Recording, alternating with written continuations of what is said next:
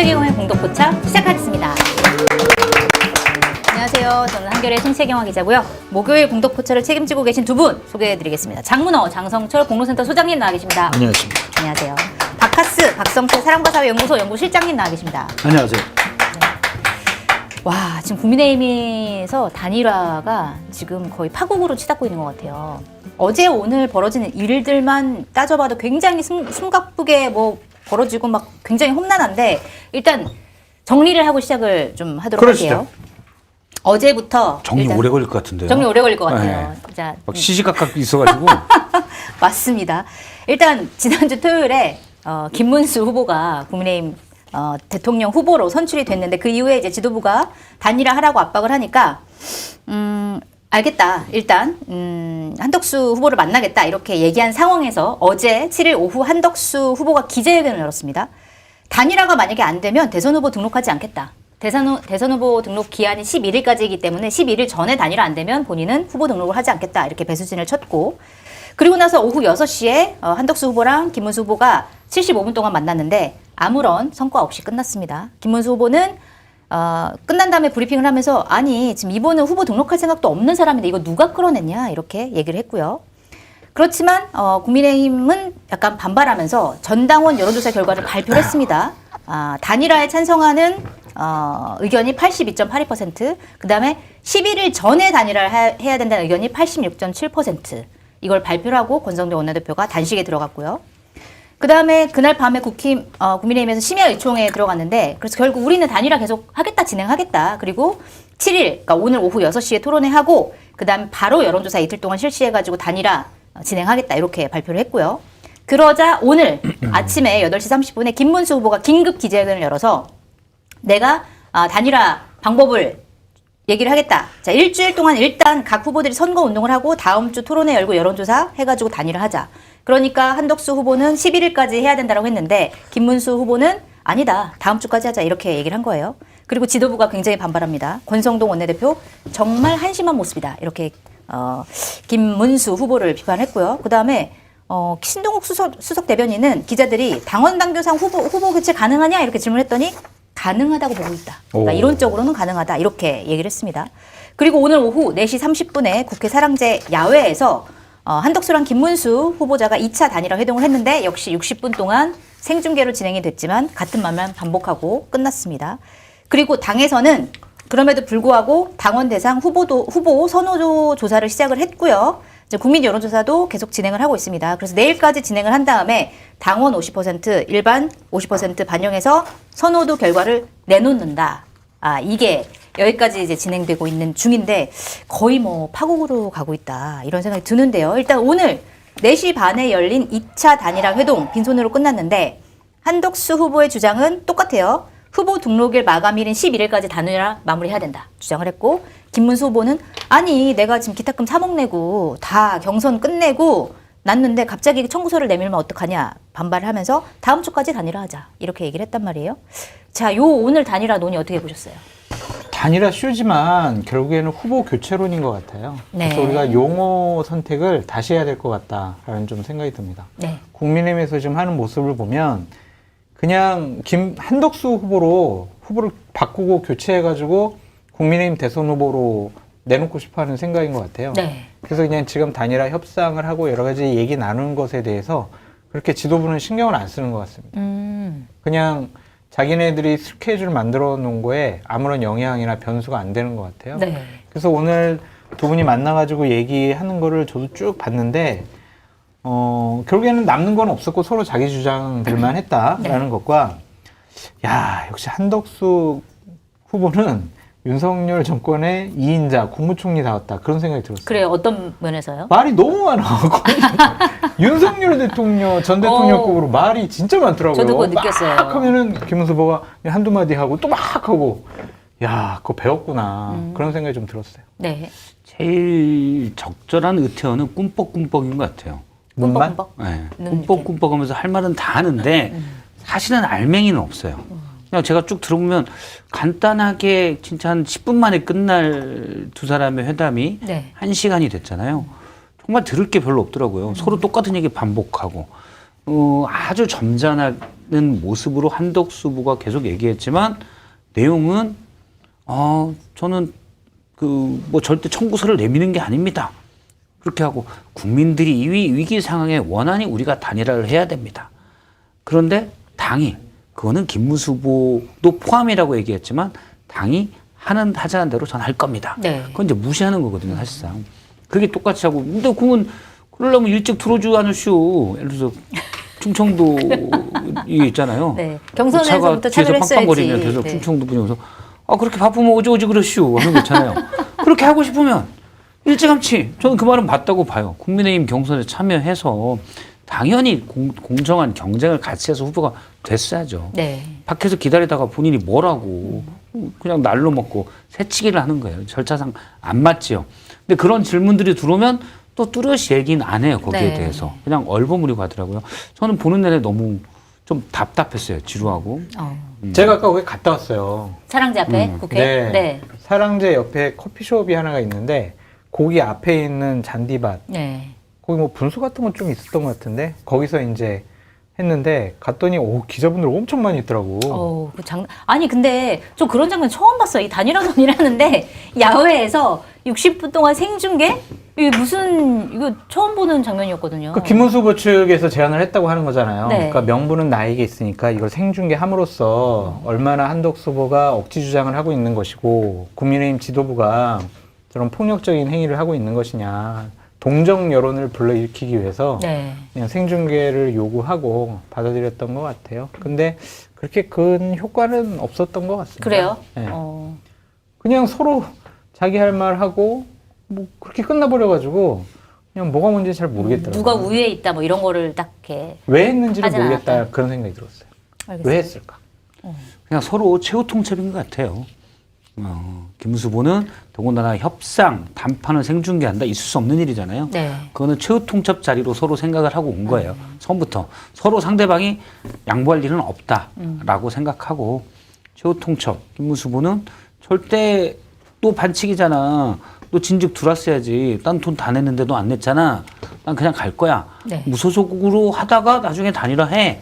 라는 거에 최후 통첩이고 한덕수 후보는 네 말도 일리는데 당에서 알아서 하겠지. 난 당이 알아서 늘 할 거야. 지금 국힘 지도부는 김문수 후보를 어디 우리가 시켜줬는데 네가 감히 버팅겨 이런 입장이잖아요. 네. 당에서 알아서 너 정리할 거야. 그래. 밥 잘 먹어. 그렇게 얘기하는 서로 간의 최후 통첩 자리였다. 네.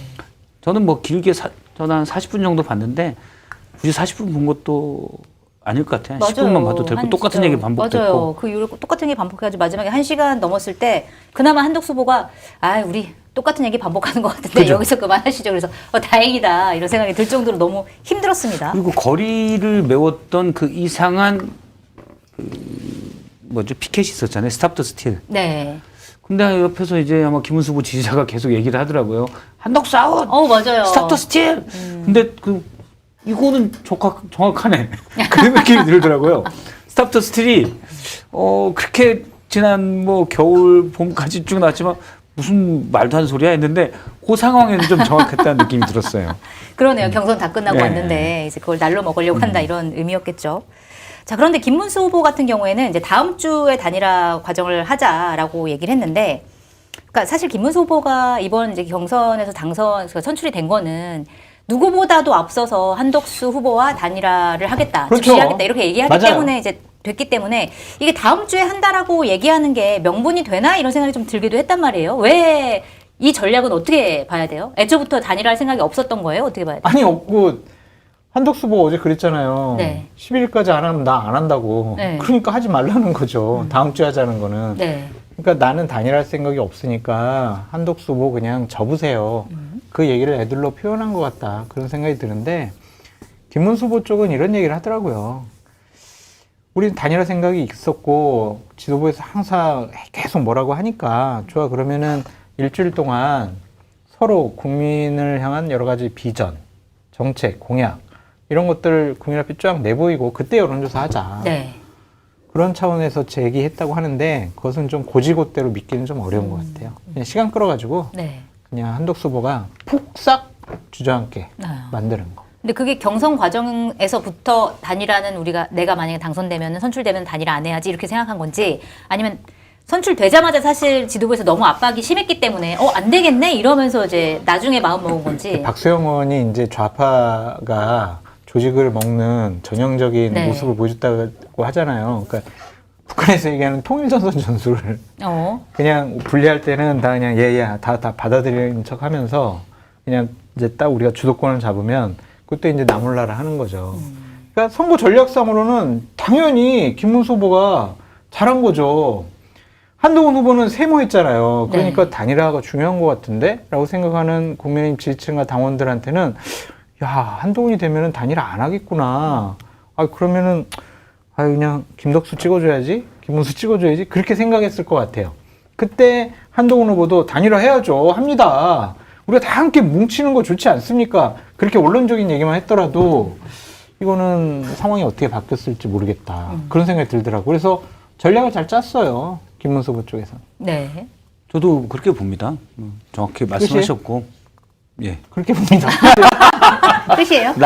한덕수처럼 날로 먹으려고 했더니 쉽지 않군요. 스틸.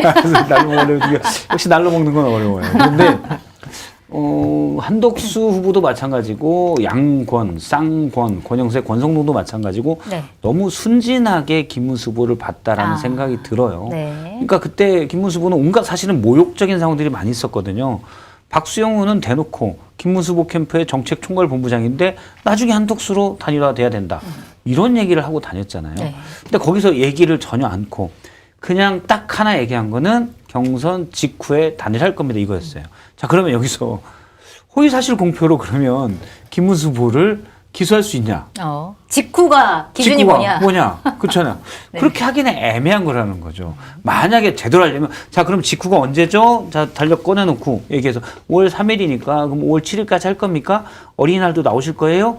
이렇게 해서 했다면 또 모르겠어요. 네. 그러니까 그런 식으로 걸 수가 현재는 없어요.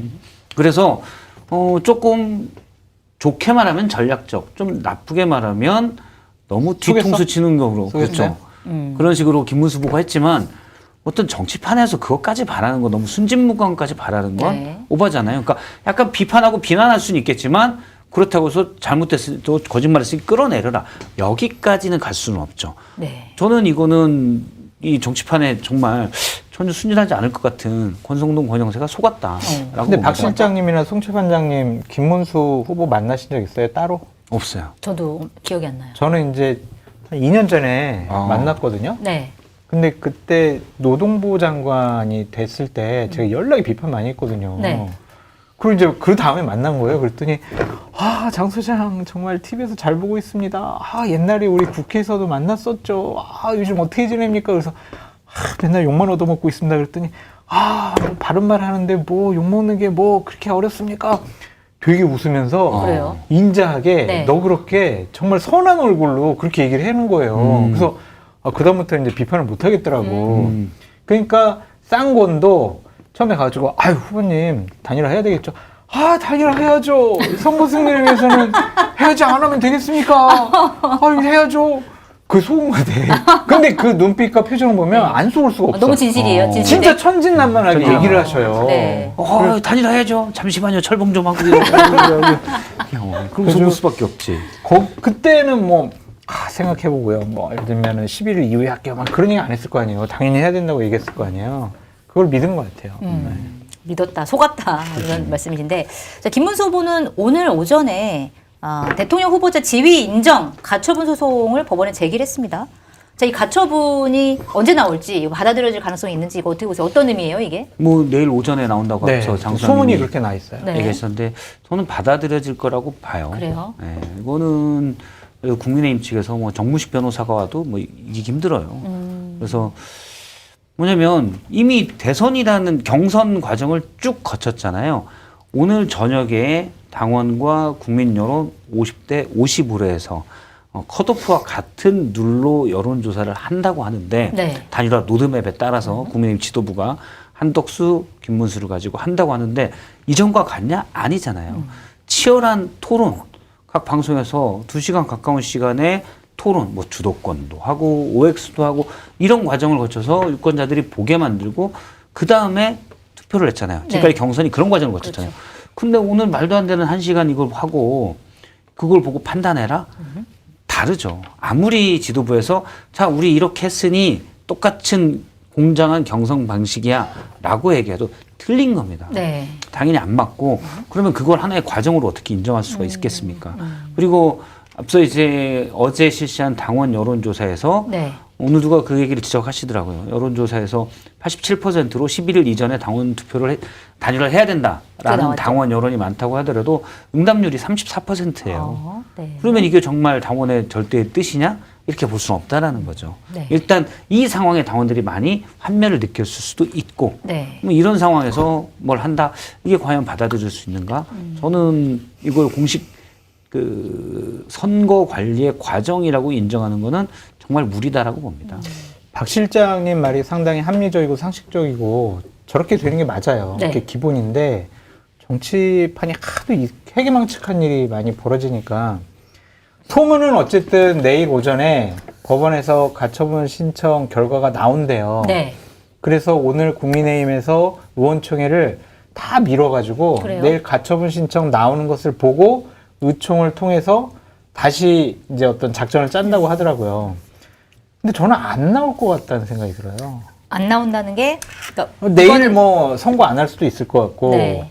그다음에 가처분 신청을 기각할 가능성도 있어 보인다. 니네들이 알아서 해라. 네, 정당 사무와 관련해서는 가급적 좀 안 받아들이고 판단을 안 하려는 분위기가 좀 있는 것 같아요. 그리고 대선 국면이기 때문에 그 각 당에서 하는 프로세스와 관련해서 법원이 법의 잣대로 여러 가지를 결정을 하는 것이 맞다고 생각을 할까 그런 생각도 드는 거예요. 네. 그러니까 지금 법원의 기조가 이재명 후보 여러 가지 재판 선고를 다 대선 이후로 미루잖아요. 네. 그러니까 대선 과정 중에서는 정치권 일엔 개입을 안 하겠다. 그런 좀 의지의 표현 같아서 저는 내일 안 나올 가능성이 있고 나오더라도 그냥 기각. 니들끼리 알아서 해라. 왜 우리한테 왜 공을 던지냐? 이럴 가능성도 있지 않을까라는 생각이 들어요.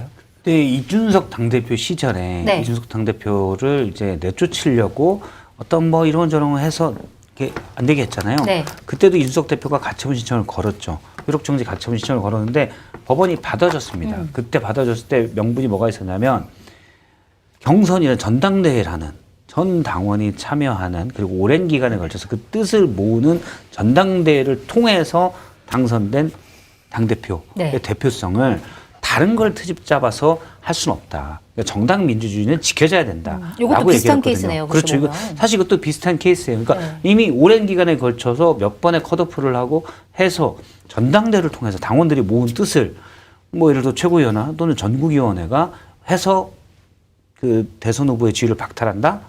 저는 그때 당시에 법원의 가처분 신청을 인용했던 걸 비춰보건대는 이거는 쉽지 않다라고 봐요. 근데 이제 워낙 법원이 판사가 누구냐에 따라서 왔다 갔다 하니까 판사가 니네 한번 망가져봐라. 그러고 이상하게 할 가능성도 배제할 수는 없다는 걸 단서를 붙입니다.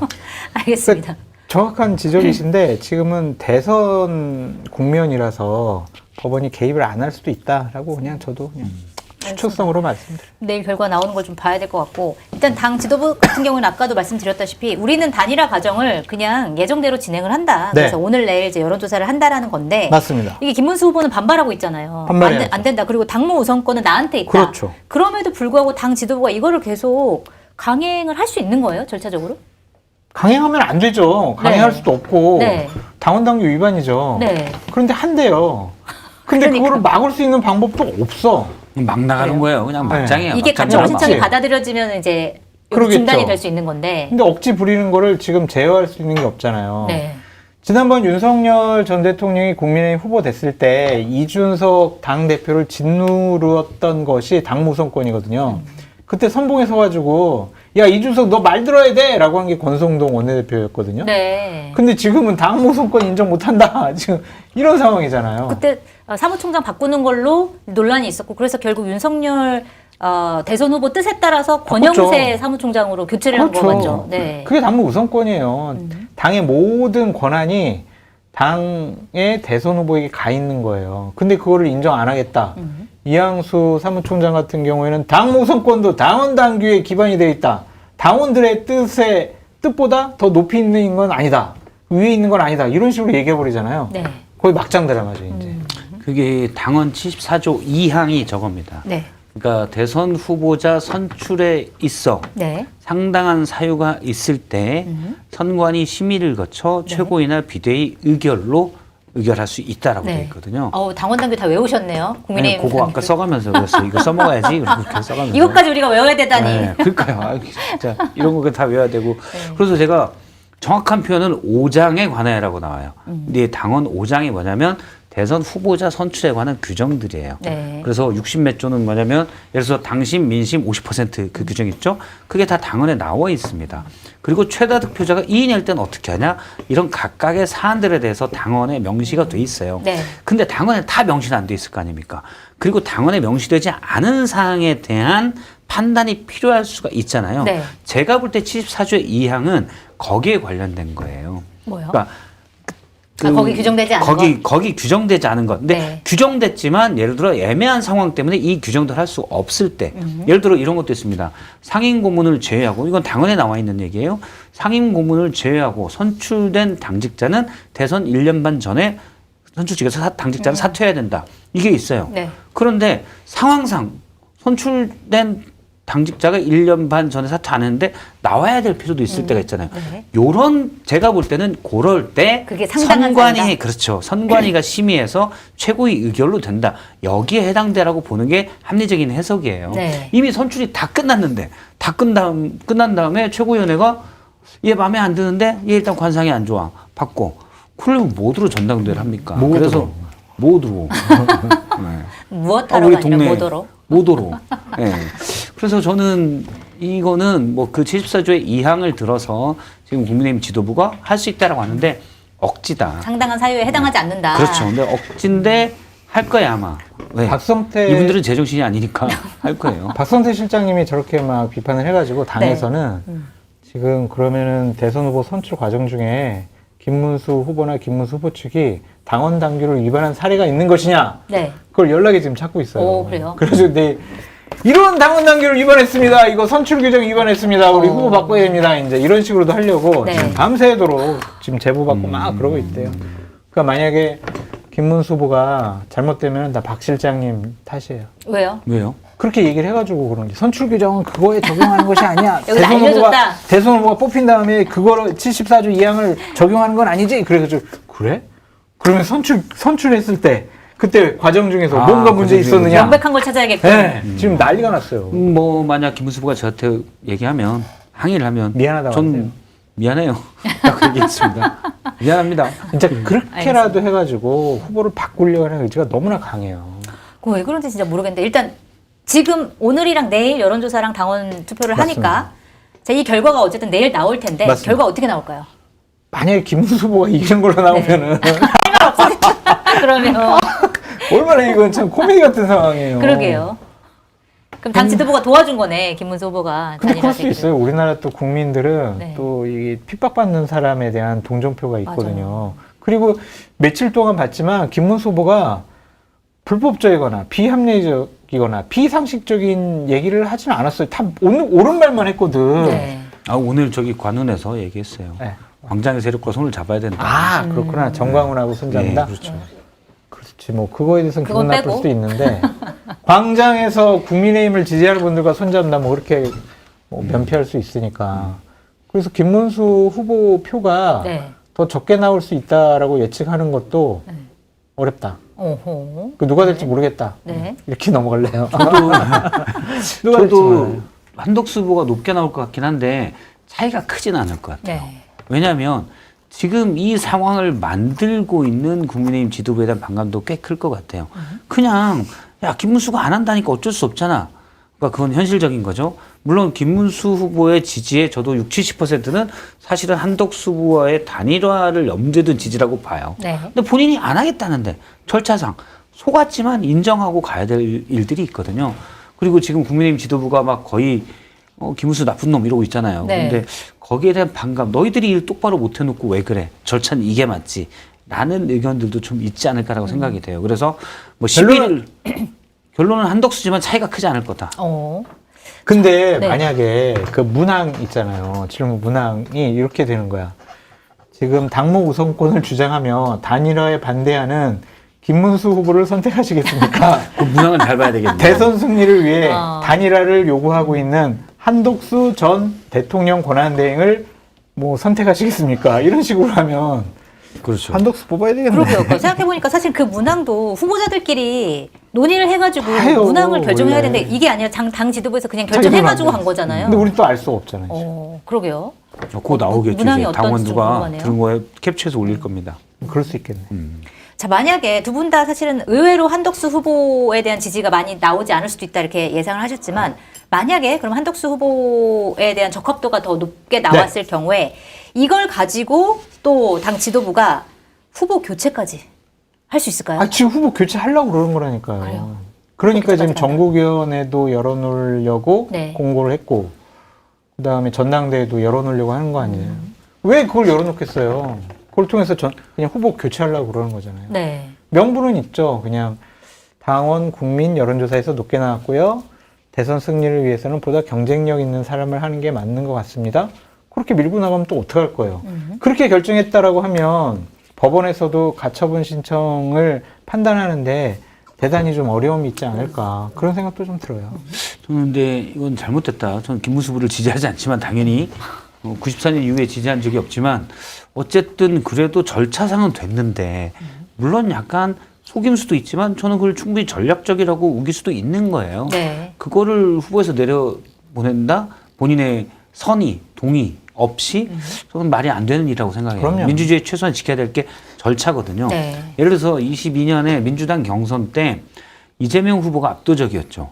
압도적이었지만 나중에 대장동 논란이 불거지면서 마지막 경선에서는 졌어요. 그래서 최종에서 사표를 모수해서 빼고 나니까 50%가 간신히 넘었습니다. 네. 만약에 자 지금 추세가 아니다. 경선을 한 번 더 하자. 그러면 이재명 후보가 질 수도 있었죠. 근데 그렇게 할 수는 없는 거죠. 네. 그러니까 왜냐하면 약속된 기간과 시간이 있잖아요. 그럼 그때 당시에 이슈가 있는 거고 또 지나서 다른 이슈가 생기는 거고 생길 수도 있는 거고. 그런데 그래서 시간과 장소 당시에 그런 것들이 다 정해진 거고 물론 여러 변수들에 달라질 수 있지만 약속을 그냥 이때 하자라는 거잖아요. 이게 약속이거든요. 이 시간도 중요한 것이고. 그런데 지금 그때와 상황이 많이 달라졌는데 국민의힘에서 이제 와서 추가 경선을 한다? 다르잖아요. 그래서 김문수 후보가 그 다음에 이상한 말을 해서 지지율이 떨어졌어도 김문수 후보로서는 그때 당시 국민의힘 대선 후보 선출된 기득권이 있어요. 그걸 지켜줘야 되는 거예요. 나중에 말 실수했다고 다시 아웃시켜요? 예를 들어서 말 실수했다고. 무슨 노상방뇨하다 걸렸어요. 그렇다고 아웃시켜요? 그건 아니고 기존의 절차에 대한 약속이 담보돼야 되는 거죠. 그래서 저는 지금 새로 추가로 뭘 해서 한다? 시간이 다르고 상황이 달라요. 그래서 그건 인정할 수가 없다. 네. 어쨌든 후보 교체까지 가는 거는 상식적이지 않다. 그렇죠. 본인이 선의로 물러나거나 본인이 동의하지 않는 한 있을 수가 저는 없는 일이라고 봅니다. 진짜 궁금해요. 진짜 11일 전까지 당에서 후보 교체까지 갈 것인지 궁금한데. 의지는 강하다니까요. 무조건. 네. 그냥 저렇게 하다가 망하고 영남 지역도 아니고 그냥 대구 경북의 특정 지역 군 한 2개 정도 요 정도만 해서 당으로 남고 새로운 보수 정당이 생겼으면 좋겠어요. 아니, 근데 진짜로 말씀하신 것처럼 만약에 후보 교체를 해요. 그래서 한덕수 후보가 11일에 국민의힘 후보로 등록을 해요. 그런 다음에 김문수 후보가 이제 가처분 신청을 하든 뭐 이제 법적으로 소송을 걸어서 사실은 이제 한덕수 후보가 등록한 게 잘못됐다는 결론이 나와요. 그러면은 후보 지위가 박탈되고 국민의힘 후보는 없어지게 될 수도 있는 건가요? 그럴 경우가 하나가 있고, 네.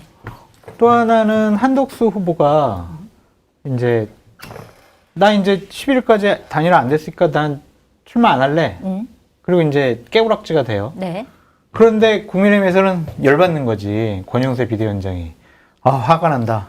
김문수 후보 당 후보로 내가 도장을 안 찍어주겠다. 그럼 선관위에 등록이 안 되거든요. 네. 비대위원장의 직인이 필요해요. 나 안 찍어. 나 몰라.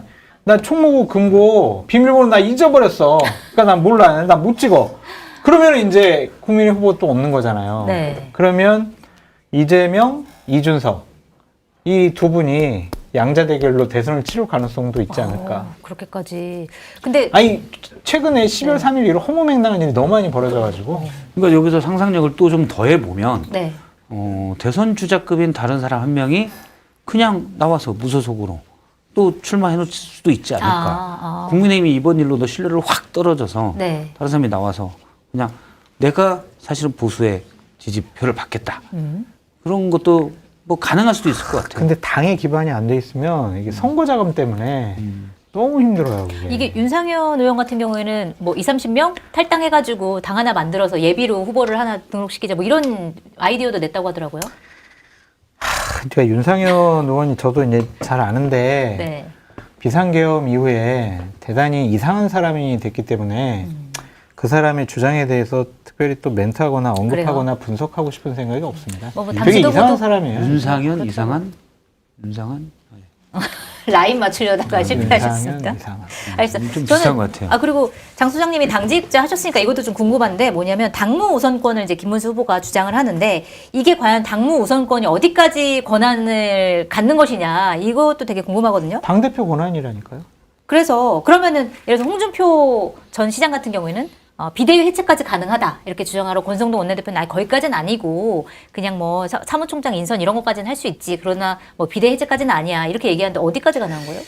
그거는 좀 쉬워 보이지 않아요. 왜냐면은 비대위가 그 전당대회를 대신하는 전국위원회 추인을 받았거든요. 네. 그러니까 당원들이 그래 비대위 구성 오케이 해준 거란 말이에요. 근데 그거를 당무 우선권이 있다고 대선 후보가 해체해라. 그건 좀 무리가 있고 그냥 비대위원장 스스로가 네. 우리가 이제 역할이 끝났습니다. 그래서 선대위로 모든 권한을 다 넘기겠습니다. 이제 상임선대위원장, 총괄선대위원장, 선대본부장 다 있잖아요. 네. 글로 다 넘기겠습니다. 그러면은 이제 해체되는 거지. 그냥 해체하라고 해서 해체되지는 않을 것 같은데요. 해체 안 할래요. 그럼 어떡할 거예요? 그렇죠. 이제 모두가 다 우기고 있어. 지금. 손영세 비대위원장이 해체라고 나 안 한다니까 나 그냥 계속 비대위원장 할 거예요. 그러면은 할 수 있는 방법이 없어요. 지금 다 개판이에요, 사실. 그러니까요. 개판이에요. 그러니까 이제 그런 것들이 이거예요. 우리 한겨레 사장님이 송채 반장님한테 공동포차 목요일판 없애! 그랬어요. 네. 근데 싫어, 나 계속 할 거예요. 그럼 어떻게 계속 그건 장려해야죠. 장려해야죠. 싫어, 나 그냥 할 거예요. 그냥 예산도 남아있고, 뭐 그냥 스케줄 다 있으니까, 공간도 있으니까 그냥 할 겁니다. 그런데 이제 그럼 여기 폐사하려고 그래. 그럼 법원에다 가처분 신청 걸어. 그런 꼴이죠. 그 당무가 뭔가에 대한 게 정확하게는 제가 당원당규를 다 봐도 없더라고요. 모든 거예요. 다. 그죠? 당대표의 권한. 당에 관한 업무가 되잖아요. 당대표의, 당원에는 당대표의 권한에 대해서 당무를 통할한다고 돼 있어요. 네. 그런데 대선 후보자로 선출된 자는 당무에 대해서 선거 관리의 효율성을 위해서 당무의 우선권을 가진다라고 돼 있어요. 네. 그럼 이제 물론 제한된 범위가 선거 관리가 되겠죠. 거기 명확히 표현되는 거 보면. 그러면 예를 들어서 비대위 해체한다. 당대표가 비대위를 해체할 수는 없잖아요. 그러니까 비대위원장이 비대위원장을 해체할 권한은 네. 없잖아요. 네. 그래서 그거는 당무에 속한다고 볼 수는 없을 것 같고, 예를 들어 전국이나 뭐 전당대 전국위를 새로 본인이 다 구성하겠다. 그래서 당원 당규를 내가 고친다. 그건 안 되는 거죠. 그건 안 되는 건데 가장 일반적인 건 예산과 조직이라고 볼 수가 있겠죠. 그렇죠. 이건 기본적으로 당무니까. 네. 그런데 그쪽에 돈 쓰지 마라. 이번에 예를 들어서 예를 들어 사무총장 임명하려고 했는데 안 냈다. 그러면은 그것 자체도 그 당무의 우선권을 인정하지 않은 게 되는 거죠. 백드로 바꿔달라고 했는데 안 바꿔주고. 안 이런 바꿔주고. 거. 그리고 이번에 뭐 여론조사 하지 마. 근데 돈 써서 했다. 네. 그거는 당무 우선권에 인정하지 않은 거다 그거는. 네, 안 맞는 거죠. 그러니까 이제 대변인실이나 공보팀을 대상으로만 말씀을 드려보면은 이제 선대위에 공보팀, 대변인 팀 이렇게 있잖아요. 그러면은 당에서 이제 현금성 지원도 해줘요. 그러니까 대략 뭐 하여튼 카드 얼마 꽤 쓸 수 있다 많은 이런 돈. 거. 그러니까 아니 카드도 주고 네. 그냥 카드도 현금으로? 주고 현금도 줘요. 오, 네. 근데 그것이 공식적으로 이제 선거 비용으로 처리가 되니까 그런 액수를 정하는 것도 이제 당 대선 후보가 정할 수 있는 거죠. 누구를 통해서? 내가 임명한 사무총장을 통해서. 사무총장이 보통 선대위에서 총괄 선대 본부장 역할을 하거든요. 네. 본부장이 인사와 예산을 총괄을 하니까. 그러니까 그렇게 해가지고 이제 당에 대한 통솔력 아니면 지도력을 확보하는 건데 그 사무총장 자리를 장동혁 안 돼. 그냥 이양수 시킬 거야. 말을 안 들으니까 뭐 어떻게 할 수 있는 방법이 없는 거예요. 말 알겠습니다. 그러니까 목덜미를 잡아서 이렇게 할 수도 없고. 그러니까. 네. 하여튼 이건 있을 수 없는 일이 벌어지고 있어요. 그러니까 민주정당, 공당 이런 개념으로 비판을 하기에도 너무 사치스러워요. 아까워요, 그런 다음. 그러니까 사실 이거 상상도 못할 일들이 자꾸 벌어지는데 일단 1번은 윤석열의 계엄이죠. 네. 그 이후로 나라가 엉망이 돼버렸어요. 그냥 양권도 그러나 아무는 계엄까지 했는데 뭐 우리가 이 정도야 뭐 그런 생각 혹시 있을까요? 설레 계엄이라는 설레까지 있는데. 그러니까 비상식의 선을 확 그러니까 뒤로 빼놔가지고 너무 이상한 일들이 많이 벌어지고 있는 것 같아요. 이런 게 다 전례가 되거든요. 네. 그러면 나중에 다른 이제 국민의힘에서 쭉 갔을 때 뭐 예를 들어 5년 뒤나 예전에도 그랬는데 뭐 이렇게 되잖아요. 그래서 현재는 물리적으로는 김문수 후보의 지지가 안 통하고 있기 때문에 사실 법원이 판단할 수밖에 없는데 그래서 가처분에 대해서 법원이 현명한 판단을 내려야 상식의 선이 보다 공고해져요. 네. 근데 언제까지 이걸 또 법원 손에 맡겨야 되는 건지 그것도 그러니까요. 정말 답답합니다. 알아서 해야 되는데 자꾸 그러게 법원에 말이에요. 맡기니까. 네. 예. 자, 그러면 지금 이런 상황에서 아직 11일까지는 며칠 남았잖아요. 11일까지 극적으로 뭐 강제로 뭐 후보 교체 아니라 그냥 둘이 합의해가지고 단일화될 가능성 안 될 것 같아요. 안 돼요? 0.1% 정도. 그렇군요. 김문수 후보 측에 있는 제 정보원이 네. 아까 뭐라고 연락이 왔냐면 네. 정확한 워딩을 제가 좀 네. 말씀을 드리겠습니다. 궁금하네요. 아사리판 고고 싱! 우리는 마음 안 바꾸고 그대로 간다. 그냥 당이 개판되고 난장판 되더라도 우리는 우리 갈 길 간다. 네. 그렇게 분위기가 그런가 봐요. 예, 어제 차명진 의원이 페이스북에 쓴 게 있잖아요. 뭐라고 썼나요? 쓰다 보니 종이컵 취급하더니 잘 됐다. 어. 제대로 당하고 있다. 이렇게 표현했거든요. 그러니까 지금까지 받았던 모욕들도 있어서 그런 게 없어도 지금은 아주 큰 이권 다툼인 거죠. 네. 예를 들어서 제가 뭐 그런 예를 가끔 드는데 로또에 당첨될 확률이 814만 분의 1인가 그렇잖아요. 그래도 사잖아요. 네. 물론 10장씩 사니까 81만 분의 1이겠죠. 10장이면 그렇게 되는데 저는 어찌됐든 대선 후보, 더군다나 국민의힘의 대선 후보면 대통령이 될 확률은 10% 정도는 되지요. 웬만하면 지금처럼 그래도 10% 어떤 일이 생길지 모르니까 될 수 있다고 볼 수 있잖아요. 0.1. 근데 로또보다도 더 가치가 크잖아요. 그럼 무조건 출하이죠. 로또도 사는데 이걸 왜 출하를 안 해요? 네. 그래서 감정적으로 안 상해서도 출하를 할 것 같긴 한데 그래서 양보는 없다. 양보 없다. 그렇게 봐야 될 것 같아요. 그래서 한덕수 후보나 양권이 너무 나이브하게 생각했다라고 앞서 이제 장 소장님 표현을 빌면 그냥 순진한 얼굴만 보고 속았다 이런 건데 그럴 수도 있고 네. 그래서 양보는 없을 것 같아요. 지금까지 나온 그러면 걸로는 없고 양보가 없는 상황에서 예를 들어서 당 지도부가 강제로 후보를 교체도 못해요. 그래서 결국 김문수 후보가 국민의힘 후보로 등록을 했어요. 그리고 이제 그걸로 가는 거예요. 그랬을 때 당 지도부랑 이렇게까지 앙금이 쌓였는데 이게 딱 당 지도부가 알겠어 이제 우리 후보니까 인정하고 이제 우리가 전폭적으로 지원해줄게라고 전환하는 게 가능할까? 감정적으로 안 될 것 같아요. 그렇게 잘 안 될 것 오늘 같아요. 권성동 원내대표의 그 발언 내용을 보면 네. 화가 엄청 났더라고요. 보면 그걸 의역을 좀 하면 알량한 후보를 썼지만 이 가짜는 놈이 감히 우리가 다 밀어줘서 네. 아무것도 아닌 철봉하던 김문수 데려다가 후보 만들어놨더니 감히 배신을 해. 지금 이 분위기여서 감정상 안 되고 네. 만약에 도저히 안 된다 법원에서도 맡기고 그러면 그래서 유일한 가능성이 그냥 다른 사람 한 명을 무소속으로 내보내서 국민의힘은 아예 도장도 안 찍어주고 김문수는 네. 그 후보를 밀겠다라고 선택할 가능성이 혹시 있지 않을까라는 생각을 해봐요. 네. 완전히 파국으로 가는 거를 전망을 하시는군요. 파국이에요. 파국. 네. 파국이다. 파국이에요.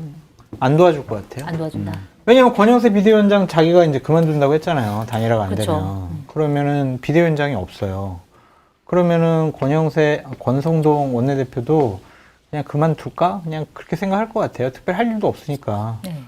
그럼 지도부 체제가 완전히 무너지는 거잖아요. 그럼 어떻게 되는 누가 거예요? 하겠어요? 그럼 이양수 사무총장은 김문수 후보한테 좀 뭐 알고나 좀 당무 우선권을 얘기를 해라 이렇게 가르쳤잖아요. 그럼 사무총장도 협조할 생각이 없단 말이에요. 네. 그럼 형식적인 정말 지극히 형식적인 것만 도와줄 것 같은데 그냥 선거 포기한 상황으로 갈 것 같아요. 근데 오히려 선거를 포기 안 그게 해도 뭐 명분은 있어요. 정말 국민의힘 내부에서 누군가 생각이 있다면 그게 오히려 명분은 우리는 어쨌든 지난번에 냈던 대선 후보가 대통령이 됐고 이분이 계엄을 해서 사실상 내란죄로 항연이 됐고 진짜 개몽됐네 그러면 그렇게 생각했으면 진짜 개몽- 개몽. 개몽형이었어요. 그래서 너무 반성을 한다. 네. 그리고 이번에 사실은 그 갑자기? 두둔한 갑자기 어떤 김문수를 그래서 지지할 수 없다. 갑자기 그래서 후보를 안 내겠다. 오. 우리 당은 발전적으로 해체를 한다. 야. 아 신박하다 이 논리. 네. 이거 쇼츠 네. 만들어 주세요. 그러면 어? 그러고 다른 후보를 차라리 물밑에서 민다. 네. 오. 별동 조직을 만들어 가지고 그러면 신박하지요. 진짜 그거는 명분도 있네요. 그러면 반성하는 차원에서 그렇죠. 우린 반성하니까 네. 대선 후보 낼 수가 그래서 없어 유승민 양심상. 후보를 그렇죠. 유승민 후보를 그렇게 해서 네. 유승민 후보가 탈당한 뒤에 그렇게 내요. 그리고 나중에 당 하나 만들고 뭐 그렇게 하고 발전적으로 해체하겠다. 그랬으면 좋겠네요. 예. 그러면 또 판이 어떻게 될지 몰라요. 판은 그래도 그러면 이재명 한국 좋았으면 정치계가 좋아지는 그렇죠. 걸까요? 유승민 정화가 후보가 되는 그런 걸 걸까요? 안 받겠죠. 어디 너희들이 감히 그러니까 유승민 후보 성격에 되게 해괴망측한 일이지만 네. 이런 것도 좀 상상을 해보는 것도 정신 그러게요. 건강에 나쁘지 않을 것 같아요. 왜냐하면 나중에 또 이런 일이 벌어지면 갑작스럽게 저런 일 닥치면은 우리가 충격이 크잖아요. 일단 뭐 쿠션을 줘야 돼. 그렇죠. 이렇게 우리가. 우리 최악의 상황까지 최악의 염두에 상황. 둬야 그나마 충격이 덜하다. 아니, 그리고 후보 안 내는 게 또 맞지. 또 어떻게 그렇죠. 후보를 내. 이건 지금 국민의힘 지도부 입장에서는 원래 이제 못 먹는 감 찔러나 보자가 또 우리 인간들의 기본적인 품성이거든요. 네. 김문수, 특히 김재원, 차명진 이분들이 대선 주자 후보, 대선 후보의 핵심 측근들이라고 하면서 막 기고만장한 모습들을 안 볼 수도 있죠. 네. 그러면 지금 갖고 도망가는 거예요. 영도대교 한번 갔으니까 광양대교나 뭐 저쪽으로 도망가서 안 찍어준다. 그리고 발전적으로 해체하겠다. 국민들의 마음을 얻는 진짜 석고대죄로 가겠다라고 쇼를 할 가능성도 네. 있다고 봐요. 크진 않지만 네. 네. 알겠습니다. 쇼다. 자, 일단 뭐 한덕수 후보가 지금 11일에 어떻게 될지 알 수 없지만 벌써부터 약간 검증이 조금씩 들어가기 시작했는데 특히 부인 얘기, 부인의 무속 논란에 대해서 여러 가지 얘기가 나오니까 한덕수 후보가 이거 새빨간 거짓말이다. 뭐 우리 부인은 연초에 보는 운세 정도 그냥 그 정도 수준이다 이렇게 얘기를 했는데 아까도 잠깐 얘기하셨지만 JTBC가 2022년에 부인 최하영 씨를 취재했을 때 이게 그 최하영 씨가 취재진이 묻지도 않았는데 명리학, 주역, 관상, 손금 공부해서 자기가 잘 안다. 그래서 운명을 강조하고 뭐 취재진한테 사주팔자 공부해야 된다 이렇게 하기로 했다는데 이 부인이 무속에 심취했다라는 거는 근거가 확실하다고 보세요? 어떻게 보세요? 본인 입으로 얘기했잖아요. 자백. 네. 자백? 자백 외에 증거는 없잖아요. 본인이 관심 있어서 공부했다. 네. 그걸 여러 가지 뭐 이걸 봐줬다. 인터뷰를 했으니까 이미. 지 팔자다 이런 얘기까지 했잖아요. 네. 그러면 한덕수 권한대행 지금 후보의 팔자도 본인이 다 사주를 봐준 거 아닐까 그런 생각이 들어서 그냥 처음에 해명했던 것처럼 그냥 뭐그 일반 국민들이 했던 연초에 토정 비결 보고 뭐 몇 년에 한 번씩 사주 보고 그런 차원은 아닌 것 같아요. 훨씬 더 관심이 많고 또한 적극적으로 이것을 좀 이용했다? 아니면 활용했다? 그렇게 볼 수밖에 없죠. 저는 한 10년에 한 번씩 사주 보러 가거든요. 네. 그 차원은 아닌 것 같아요. 어. 그러니까 길거리 가다 한번 타로점 볼까? 이거는 그냥 우리가 그냥 취미로 할 수 있는 거잖아요. 재미로. 네. 맞아도 좋고 안 맞으면 안 좋고. 그냥 그건데 그 차원을 넘어선 것 같아요. 대단히 관심이 많은 것 같아요. 한덕수 후보가 말을 약간 부정확하게 해서 오해를 소지를 만든 것 같아요. 네. 다른 게 아니고 이제 예를 들어 새빨간 거짓말이라고 하면서 토정 비결 보는 수준이에요라고 얘기했잖아요. 네. 그게 아니라 그러면 토정 비결의 예를 들어 오늘의 운세의 구독자가 아니고 오늘의 운세의 지필자예요. 아, 지금 그 그렇군요. 얘기를 하고 있는데 한덕수 분은 아니 그냥 보는 수준 보는 그거예요. 아니요 이분은 필명으로 지필도 했을 수도 있는 분이에요. 그럼 본인이 한 신문과의 인터뷰에서 얘기했잖아요. 이미 오래전에 눈물알은 안 그린다. 관상해 보인다. 네. 그리고 JTBC와의 인터뷰 그 취재한 기자 아주 열심히 하는 여자거든요. 이때를 대비해서 또 다 그때 해놓은 거 아닙니까? 네. 그러면서 그 친구 그때 최영 씨가 얘기한 거는 그거잖아요. 한덕수 후보를 향해서도 지가 뭐 다 필요 없어. 다 팔자에 있는 거야. 저는 그 생각하면서 김문수와의 이런 인연도 팔자에 있는 거구나. 라는 생각이 들더라고요. 근데 부인은 이렇게 이미 예견했을지도. 그렇죠. 그래서 우리- 반대했다고 하잖아요. 저희가 출마를. 토정 비결 보고 오늘의 운세 재미로 난 쥐띠인데 뭐 하지? 오늘 어떻지? 이거랑 차원이 다르게 쥐띠는 이번에 개띠는 뭐 하고 이걸 쓰시는 분이라고요. 알겠습니다. 자, 이거 하나만 더 짚고 넘어갈게요. 김상우 국민의힘 의원이 오늘 국민의힘 탈당을 선언을 했습니다. 자, 민주 보수의 가치를 찾겠다라고 얘기를 하면서 이재명 후보, 이준석 후보랑 만나고 싶다 이렇게 제안을 하기도 했어요. 이거 어떤 뜻이라고 봐야 되나요? 못 견딘 것 같아요. 제가 보니까 국민의힘에서 사실은 거의 왕따 취급을 받았었고, 근데 그런 걸 좀 품어야 되는데 국민의힘에 좀 나름 또 바른말 하시는 분들도 괜히 가까이 하면 나도 같이 욕먹는다. 그런 거 있잖아요. 학교에서 왕따 할 때 진짜 약간 그런 거. 네. 뜻에는 동의하지만 너무 약간 그렇게 프레임이 씌워져 버리니까 나도 괜히 가까운 척 해봐야 같은 취급당해서 나도 손해본다. 이런 게 좀 있었던 것 같아요. 그래서 네. 김상우 의원이 상당히 그런 부분 어려워하더라고요. 그래도 저는 그냥 끝까지 일단 있는 게 국민의힘의 변화를 거기서 공천을 받았고 해서 있는 게 낫다라고 생각했는데 그냥 고민하다가 탈당을 한 것 같습니다. 개혁신당이나 뭐 민주당 개혁신당으로 갈 가능성이 높지 않을까라고 생각을 합니다. 민주당으로 갈 가능성이 높지 않을까 그래요. 뭐 그렇게 좀 전망을 해보고요. 어쨌든 본인이 되게 많이 괴로웠을 것 같아요. 근데 저는 한동훈계에서 아니면 한동훈 후보가 좀 품었어야 되지 않을까? 왜냐하면 김상우 의원이 대단히 한동훈 후보를 많이 응원했잖아요. 맞아요. 근데 웬일인지 그렇게 그쪽에서도 적극적으로 품거나 같이 하자라는 동지의식을 심어주지는 못한 것 같아요. 네. 그러니까 못 견딘 거죠. 자기가 생각하는 명분 없는 일을 계속 국민의힘에서 하니까 참을 수가 없는 거고 어느 정도는 좀 정의로운 분이기 때문에 못 견딘 것 같은데 저는 기본적으로 이제 당을 옮기는 분, 진영을 옮기는 분을 별로 안 좋아하고 그러지 않았으면 좋겠다는 생각을 갖고 있거든요. 근데 이제 그런 길을 선택을 할까봐 대단히 좀 안타깝다. 그 안에서 조금 더 노력을 해보시는 것이 어땠을까 그런 생각도 듭니다. 네. 근데 저도 그 부분은 되게 아쉽더라고요. 그러니까 김상우 의원이 아니고 한동훈계에서 그렇지. 그래서 대놓고 너 나가라 그랬었거든요. 그러면 그게 한동훈 후보가 평소에 보였던 메시지와는 너무 다르는 그렇죠. 한동훈계의 단톡방에서 있었던 일은 특히 김상우 의원에 대한 이지매 같은 분위기는 한동훈 후보가 얘기했던 거랑 다르거든요. 근데 그걸 다 아는데 한동훈 후보가 여기에 대해서 뚜렷하게 얘기하지 않았고 최근에도 관련된 기자들의 질문에 약간 그 김상우 의원은 선을 그었어요. 네. 그런 걸 보면은 왜 그러지? 라는 생각이 들더라고요. 이 들어가지고 제가 우리 박 작가님이 원고에 김상우 얘기를 써놨길래 네. 웅덕포차 오기 전에 이 강변북로를 달리면서 여기저기 제가 알아봤거든요. 네. 그래서 이유를 알아냈어요. 탈당한 이유? 아니 그 한동훈계가 그런 김상우 의원과 네. 함께하지 못한 거. 네. 근데 이게 참 말로 옮기기는 어려운 오. 그러한 일들이 좀 있었더라고요. 그래요? 네. 궁금하다. 방송 끝나고 글로 옮겨주세요. 네. 말과 말로 글로 옮길 수 없는. 그래요? 표정으로. 이해됐어요. 알겠습니다. 자, 면사무소 애불님 한의학관에 오신 것을 환영합니다. 이렇게 한의학관에 와주신 분들 계세요. 해바라기 토끼님 슈퍼챗 감사합니다. 한덕수로 후보 교체되면 김문수 후보 탈당하고 대통령 후보로 나올 것 같은데요. 혹시 이인제법, 경선 불복 금지법으로 불가능한가요? 불가능해요.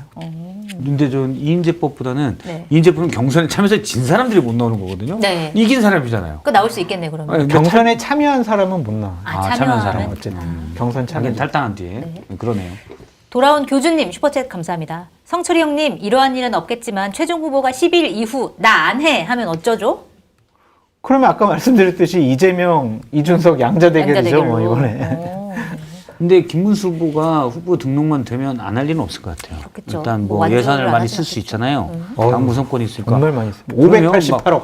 엄청난 그 김문수 TV에 네. 화려한 유튜브를 만들어서 대선 기간 그것만 하고 구독자 확보에 예산 엄청 투입하고 네. 그리고 끝난 다음에 그냥 본인 유튜브계로 돌아가고 그래도 낫지 않나 싶어요. 공덕포차에서 막 후보 측에다가 이제 섭외를 해가지고 광고 유치하세요. 네. 1억.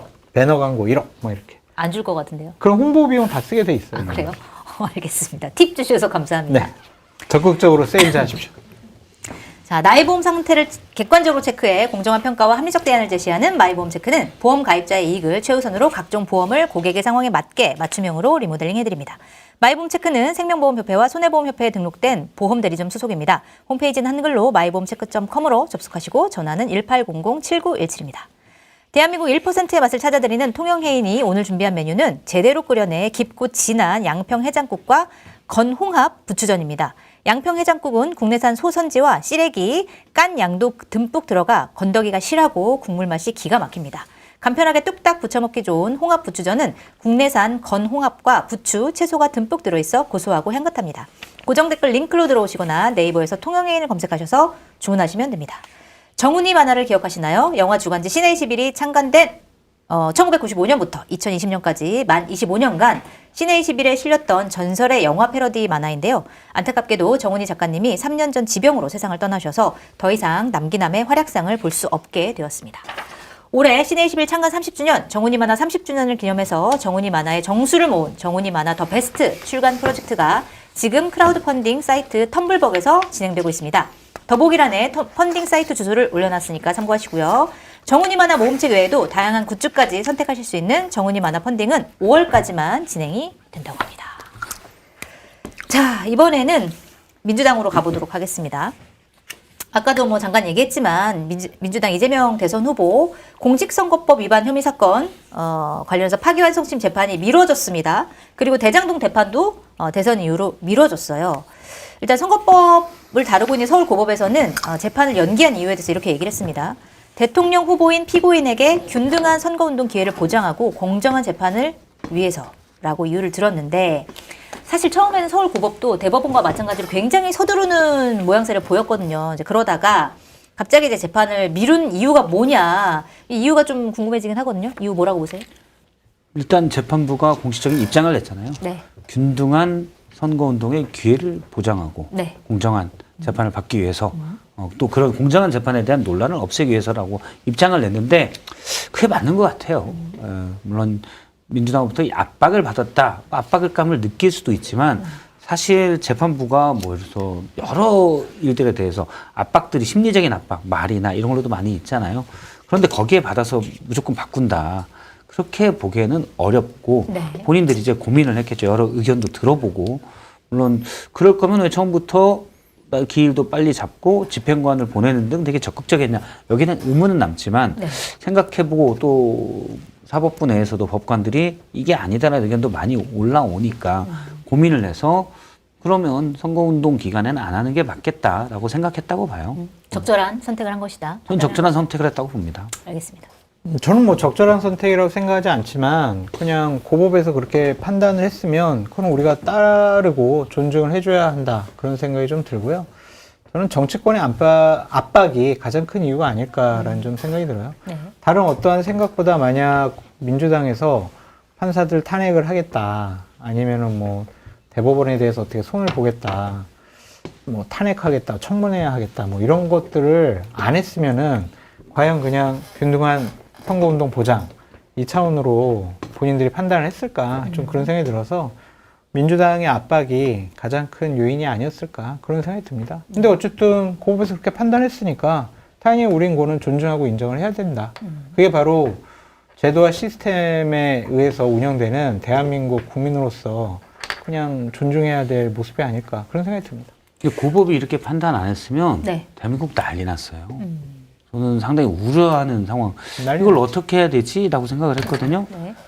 그러면 대법은 명확하게 입장을 표명한 적이 없지요. 그런데 법원 행정처장은 이미 국회에서 원칙적으로 만약 파기환송심 거쳐서 다시 대법원에 올라왔을 때 상고이유서 기간 20일을 줄 거냐? 당연히 원칙적으로 줘야 된다라고 법원 행정처장은 얘기했는데 네. 대법원에서 공식적으로 이 사건에 대해서 그렇게 하겠다는 얘기를 한 적이 없거든요. 민주당은 실제로 고법에서 파기환송심을 하게 되면 이재명 후보를 싫어하는 대법원이 그냥 바로 상고이유서 기간 안 주고 20일이 되면 무조건 6월 3일을 넘어가는데 네. 그 시간 안 주고 선고일 날짜 잡아서 선고 내려서 피선거권을 박탈시키면 후보가 없게 되잖아요. 그럴 가능성이 저는 1% 정도 1% 정도는 5%, 3% 이렇게 봤지만 네, 네. 그 일에 대한 파급 효과가 너무 크기 때문에 어쨌든 제1야당의 대선 후보가 갑자기 없어지는 그런 거잖아요. 거죠. 그래서 민주당 내에서는 실제로 그러면 고법이 파기환송 그 앞절차인 못하게 무조건 탄핵하겠다는 입장이었어요. 물론 그래서는 안 되지만 이런 일이 생길 거를 방지하기엔 또 민주당 행동이기 때문에 그걸 또 막 뭐라고만 할 수도 없는 애매한 상황이더라고요. 저도 이제 평론가로서 고민을 해봤는데 그런데 민주당은 무조건 하겠다는 거고 그럼 대한민국 난리 나는 거죠. 사실은 재판하는 재판부를 다 탄핵시키겠다? 이건 솔직히 말이 안 되잖아요. 네. 그런데 피선거권을 잃는 일을 방지하기 위해서 그러면 또 나름의 명분은 있어요. 이걸 어떻게 해야 되지? 라고 해서 저희가 냈던 솔루션은 최소한 대법원이 자 와도 상고이유서 기간 20일을 지켜줄 것입니다. 네. 이재명 후보 재판에도 특별하게 예외를 두지 않고 그건 지킬 겁니다. 라고라도 언급을 해줘야 된다. 근데 사실 그게 너무 당연한 거니까 언급 안 했을 수도 있는 거 아닐까요? 그래도 지금 국가가 혼란 상태니까 언급은 해줘야 된다고 제가 계속 주장을 했었는데 네. 더 쉽게 그냥 고법에서 연기해버렸죠. 그게 더 맞다고 봐요. 네. 선거운동 기간에 사실 재판을 여는 것도 부적절하고. 예. 그러니까 어쨌든 어느 정도 안정을 찾았습니다. 변수가 사라졌고 이재명 후보 입장에서는 이제 족쇄가 풀린 그래서 피선거권 박탈이 되지는 않는 대선 전에는 그런 상황인데. 족쇄가 풀린 게 아니죠. 네. 날개를 다른 건가요? 어제부터 그냥 이재명 정권 출범 1일, 오늘이 2일째예요. 그래요? D2. 오늘 2일째예요, 2일째. 네. 아, 그렇게 봐야 되는군요. 그 정도로 결정적인 일이라고 볼 수밖에 없죠.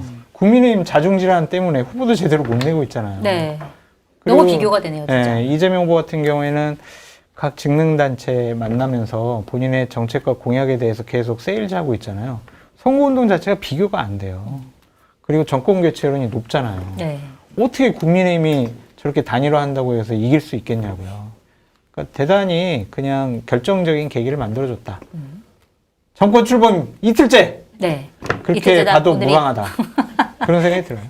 알겠습니다. 자, 지금 뭐 민주당에서는 아까 말씀하셨다시피 이게 고법에서 연기하겠다라고 하는 얘기가 나오기 전까지 탄핵 뭐 여러 가지 이제 어떻게 우리가 대응해야 되는지에 대한 대응책이 나오다가 이게 고법에서 재판을 연기하면서 사실상 이제 다 뭐 탄핵이라든지 이런 것들은 이제 지금 당장은 뭐 하지 않겠다. 속도 조절에 나선 거고.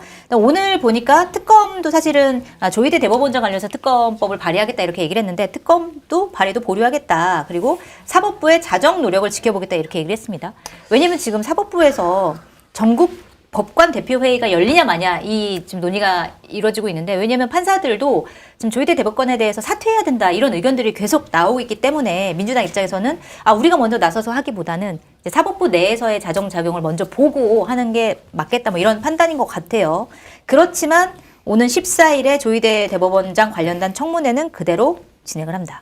자 일단 조희대 대법원장에 대한 법관들 스스로도 사퇴하라고 하는 이런 요구들은 어떻게 봐야 되고 그다음에 14일에 조희대 대법원장은 출석할까요? 국회에? 어떻게? 사퇴하지 말라는 법관들의 의견도 있기 때문에 네. 그걸 그냥 사퇴해야 된다는 의견만 있다라고 우리가 얘기하고 소개하는 것은 좀 무리가 있어 보인다라는 네. 좀 생각이 들고 대법원장을 청문회에 세우겠다라는 것은 대단히 부적절하고 잘못됐다라는 생각이 들어요. 헌법에 분명히 재판의 독립 이거에 규정이 되어 있거든요. 네. 헌법과 법률과 양심에 따라 당신들이 독립적으로 재판하세요. 그래야 임기도 보장해주고 있잖아요.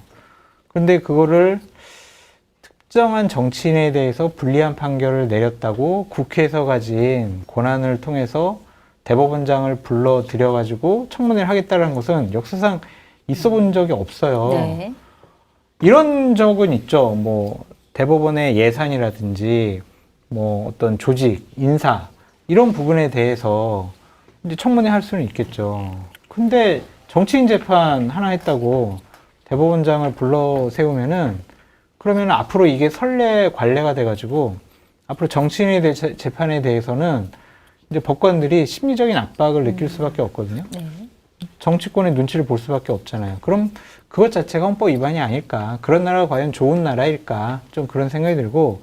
민주당이 이제 상당히 무리한 일을 한다라고 제가 하나 더 말씀드리면은 지난 7일날 법제사법위원회에서 형사소송법이 이제 개정이 된 게 있는데 네. 그게 뭐냐면 대통령에 당선이 되면 재판이 중지된다 이런 그 법안이 네. 개정돼가지고 통과됐어요. 그게 지금 관건이죠 민주당에서는 당선 이후가. 근데 웃긴 게 있어요. 네. 부칙에다가 무죄 면소 판결을 내리는 재판은 계속해도 된다라는 부칙을 달았어요. 아니 근데 그게 무죄가 나올지 어떻게 예상하는 거죠? 그거를? 자기들이 그렇게 이제 예상을 하는 거죠. 그러니까 무죄 나올 거는 재판해도 되고 유죄 나올 거는 재판하면 안 돼. 이게 법이에요? 이게 말이 안 되잖아요. 그러니까 그 조항이 있는지 몰랐네요. 이렇게 무리한 법안 처리를 하는 것은 대한민국의 사법 체계를 근본적으로 훼손시키는 상당히 좋지 않은 일이다. 나중에 또 누군가가 보수 쪽에서 권력 잡고 국회 의석 다수가 되면 또 대통령 배출하면 이렇게 법안 바꿔버리면 어떡할 거예요. 그래서 이런 법안들을 개정하고 제정할 때는 사회적인 합의가 필요하다. 그래서 충분한 논의가 필요한데 너무 이렇게 좀 특정인을 위한 법안이 개정되고 제정되는 것은 좀 나라의 미래를 위해서도 좋지 않은 것 같다. 그런 생각이 들어요. 대한민국이 이재명 후보의 나라는 아니잖아요. 알겠습니다. 사실 이재명 후보가 이제 대선 주자가 된 다음에 계속 중도, 네. 외연 확장, 우클릭 이렇게 했잖아요. 보수의 자리도 우리가 떠맡겠다라고 한 건데 일단 그런 거에 가장 기본적인 건 무슨 정책적인 측면에서는 사실은 이재명 후보가 계속 뭐 어떨 때는 아주 급진적인 것도 냈다가 어떨 때는 또 실용적인 것도 냈다가 이전에도 계속 그래왔어요. 그래서 실용적이다라고 얘기해도 되는 건데 이재명 후보를 급진적으로 봤던 것 중에 하나는 태도 문제였거든요. 네. 그런데 중도로 가고 정치복도 안 하겠다라고 했는데 그래서 말씀하신 것처럼 이재명 후보를 만약 이제 대통령이 된 다음에 무죄라면 선고가 된다. 이게 조선일보 단독으로 나왔는데 어쨌든 확인은 해봐야 되겠지만 근데 그런 거면 사실은 국민들 눈에 비치기에는 안 좋죠. 네. 그래서 저도 민주당 의원들 또 여긴 비명계, 친명계 얘기를 쭉 들어봤었는데 일단 이전에는 앞서 말한 대로 피선거권을 혹시 잃을 수도 있어 라는 불안감이 있었을 때는 그걸 막기 위한 어떤 수든 쓰겠다. 네. 이거는 단일한 의견이더라고요. 혹시 모르니까. 네. 그래서 그런 분위기는 인정을 하겠는데 지금은 그런 우려는 없어졌잖아요. 없어졌죠. 사실은. 네. 그런데도 예를 들어서 특검법 발의하고 청문회를 하겠다. 둘 다 부정적이고 이건 안 해야 된다라고 얘기했는데 오늘 일단 특검은 보류가 됐어요. 네. 14일 청문회는 계속 한다는 거거든요. 그래서 저 비명계 쪽에서는 이런 것 좀 지적을 해달라라고 얘기하고 의총에서도 어쨌든 이런 얘기들이 좀씩 나와도 이전에 최상목 탄핵 같은 경우는 나와도 그냥 강경파들이 밀고 가요. 네. 그러니까 이것도 지금 제가 볼 때 민주당 내부에서도 반대되는 의견이 많은데 피선거권 이제 가고 대선 하는데 왜 탄핵해야 되고 왜 특검법 발의해야 되고 왜 청문을 해야 되냐라는 의견들을 가진 의원들이 많아요. 네. 그런데 이제 얘기를 하면은 받아들이지 강경파의 않는다. 그렇죠. 되는 거죠. 근데 제가 오늘 뭐 친명계 좀 나름 핵심 분하고 했는데 그분도 사실 청문회에 대해서 특검법 일단 보류가 됐고 청문회에 대해서 좀 부정적이에요. 네. 이게 이제 대선을 실제 준비하는 쪽에서는 이게 표가 어떻게 될지. 그렇죠. 중도층 물론 표심에 어떤 여기서 작용? 좀 이상한 일을 해도 저쪽은 이제 우라늄을 묻혀가지고 다니니까 거기가 질 일은 없을 것 네. 같아요. 저희가 앞에 쭉 얘기했지만 난장판이잖아요. 그래서 오히려 여기도 그냥 안심하고 이런 거겠지만 그래도 국민 통합을 걸고 한다면 이런 것들은 자제돼야 된다. 예를 들어서 저도 그 대법원 판결에 대해서 비판적인 입장이고 그렇지만 제가 비판하는 입장은 딱 저겁니다. 자, 죄인을 만드는 데 있어서 신중해야 된다. 의심이 가지만 2심 판결문처럼 의사실 공포에 있어서 꼭 그렇게만 해석될 수 있냐? 이렇게 해석될 수 있는 가능성도 있잖아. 그러면 이 사람이 죄인이 아닐 가능성도 있는데 죄인으로 만드는 게 맞느냐라는 게 2심 판결문의 핵심이거든요. 네. 저는 저는 그 주장이 맞다고 보고 그런데 이번 예를 들어 대법원장 청문회나 대법관 청문회나 이거는 비슷한 거예요. 그냥 이분들이 뭐 유죄 판결을 일찍 냈다. 유죄 취지로 이제 파기환송한 거를 이례적으로 5월 1일 날 냈다. 근데 그냥 최종 확정 판결까지는 가지 않아서 재상고심까지는 가지 않아서 피선거권은 유지를 하고 대신 본인들이 판단하기에 최대한 일찍 대법원에 원래 633을 계속 주장해온 바가 있으니까 3월 26일 그다음에 633은 6월 26일인데 그때는 넘어가니까 최대한 선거 날과는 떨어진 날에 유무죄 판단마저도 해주려고 한 게 아닐까? 선의를 해석하면 그럴 가능성도 일부 있거든요. 네. 그러면 그 대법원장이 만약 그런 생각을 했다면 그거를 굳이 죄인처럼 끌고 와서 해야 되는 게 맞냐. 그 대법원 판결에 제가 비판적인 것처럼 네. 그럴 가능성도 있는데 마치 죄인처럼 청문회를 하는 게 맞냐. 하려면 좀 더 정황들이 있어야 된다는 거죠. 대법원이 짜고 쳤다라는 그런 것. 네. 근데 그냥 판결이 마음에 안 드는 건 저는 안 맞다고 봐요. 자칫해서 이제 민주당이 사법부에 부복하는 것처럼 비춰지는 그렇죠. 그런 것들을 경계해야 되고 사실 뭐 거의 뭐 이재명 후보가 당선이 되겠지만 그럼에도 불구하고 각종 개혁이나 이런 것들 전국 운영을 해가려면 득표율도 중요하니까 어느 정도 득표율을 끌어올리기 위해서는 좀 전략을 좀 잘 세워야 된다 그런 측면에서 말씀하신 신명계 거죠. 분의 얘기가 지금 주말 깨면 이것도 좀 바뀔 것 같다. 지금 워낙 강성인 안 할 것 의원들이 같아. 있대요. 정문에 안 할 것 같아요. 왜냐면은 선거운동 기간이잖아요. 네. 그때 그러한 청문회를 하는 게 도움이 된다고 생각할까? 그런 생각도 들어요. 그 주말 개 분위기가 좀 일단 후보가 직접 나서서 약간 무마를 시켜서 바뀔 것 그래요. 같은데 민주당 쪽 안에 있는 분들 얘기를 들어보면 강성 의원들이 몇몇 있어요. 제가 구체적으로 이름은 얘기 안 해도 사람들이 알겠지만 네. 저는 이분들이 그렇게 강하게 나가는 건 일단 지지층에 호응한다는 명분이 있지만 포스트 이재명을 노리는 것 아닌가. 아, 네. 일단 대통령이 돼버리면 지금 중임제가 아니잖아요. 차기가 차기를 오면 있을 테니까. 강성 지지층에 호소해서 본인을 노리고 서로 강성 경쟁을 벌이는 것 아닌가라는 생각을 합니다. 네, 알겠습니다. 그런 민주당은 이제 거의 다음 정권으로 갔고 그 이후까지 생각하는 이거 이제 이름하는 상황이네요. 몇몇들 그 사람들은 지금 다 자 사실 지금 민주당 내 이렇다 할 대선 주자가 포스트 이재명이 없잖아요. 그렇죠. 그러면 이 주도권 다툼이 치열하게 이럴 건데 이 주도권 다툼이 그러면 지금 이재명 후보가 대선에서 슬로건으로 삼는 외연 확장, 중도 보수 이게 아니라 오히려 전당대회라는 과정이니까 그냥 더 강성으로 경쟁을 하게 된다. 네. 물론 지난번에 김동연 후보나 김경수 후보가 있었지만 득표율이 낮았기 때문에 이분들을 그냥 빼고 친명들 중에서 그런 경쟁을 하지 않나라는 생각이 들어요. 근데 그런 건 좀 자제해야 되지 않나라는 게 제 좀 생각입니다. 경계를 해야 된다 대선 과정에서는 이제 그런 말씀이셨습니다. 네, 오늘 여기서 마무리를 해야 될 것 같은데요. 아마 또 일주일 뒤에 우리가 만나게 될 때는 엄청난 많은 일들이 벌어져 있겠죠. 12일 후보 등록이 끝나고 국민의힘 단일화가 어떻게 될지 파국으로 될지 이런 것도 아마 대략 정해진 다음에 만날 것 같아요. 그때 또 얘기를 나눠보도록 하겠습니다. 저희 매주 화수목 밤 9시에 방송하는 거 아시죠? 저희 다음 주 화요일 밤 9시에 찾아뵙도록 하겠습니다. 감사합니다. 언제가 제일 나요? 화수목금. 언제가 제일 낫냐고요? 네, 언제가 제일 좋습니까? 화요일